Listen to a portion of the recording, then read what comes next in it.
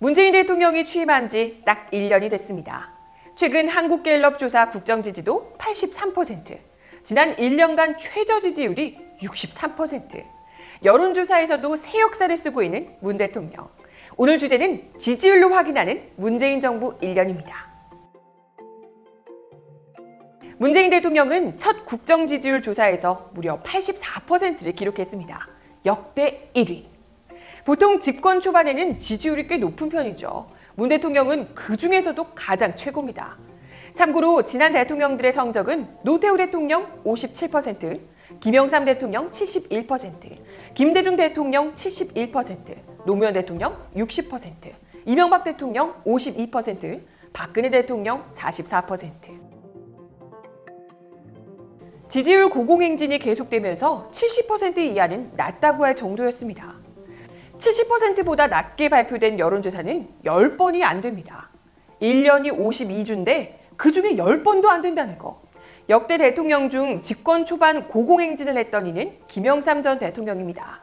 2분기와 3분기에 80%대를 기록했는데요. 이 고공행진에는 공통점이 있습니다. 바로 국민의 지지를 받는 개혁 조치를 성공시켰다는 사실. 김영삼 대통령은 5.18 광주항쟁을 비롯한 역사 바로세우기, 군사정권 적폐 온상이었던 하나회 해체, 금융실명제 도입이 지지율 상승의 요인이었습니다. 문재인 대통령은 더 나아가죠.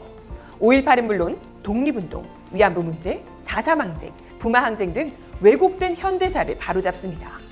적폐 청산은 사회 각 분야로 넓혀 진행 중이고요. 대선 당시 약속한 대로 개헌안도 내놨습니다. 다만 국회가 논의조차 하지 않아 6월 개헌안은 물거품이 됐지만요. 문재인 대통령 지지율은 아무리 떨어져도 60%를 넘었습니다. 그만큼 국민적 지지가 높았다는 얘기죠. 그렇다면 이 최저 지지율은 무엇 때문에? 처음 60%대를 기록했던 건 지난해 9월 둘째 주와 넷째 주입니다. 69%와 65%를 기록했는데요. 역대 정권과 비교하면 매우 높은 지지율이지만 문재인 정부에서는 지지율 70% 선이 무너졌던 첫 살이었죠. 그때 상황은 북한이 6차 핵실험을 한 직후였고 내적으로는 성주 사드 배치 논란이 클 때였습니다. 김희수 헌재소장 임명 동의안이 국회 본회의에서 부결됐고요. 역시 한반도 평화 문제가 지지율에 큰 영향을 주네요. 하지만 다시 70%대를 회복해 고공행진을 합니다. 그러다 올해 1월 셋째 주부터 2월 마지막 주까지 내리 7주간 60%대를 기록합니다. 이때 가장 큰 이슈는 가상화폐였는데요. 부처별로 정책과 주장이 오락가락하면서 신뢰를 잃었죠. 특히 젊은 층의 지지를 꽤 잃었습니다. 여기다 남북 단일팀 논란도 젊은 층 지지율 하락에 영향을 미쳤습니다. 하지만 평창 동계올림픽이 시작되고 남북 교류가 급격히 터져나오면서 문 대통령의 지지율은 다시 상승하기 시작합니다. 그리고 남북 정상회담 이후 80%대를 뚫고 나오게 됐죠.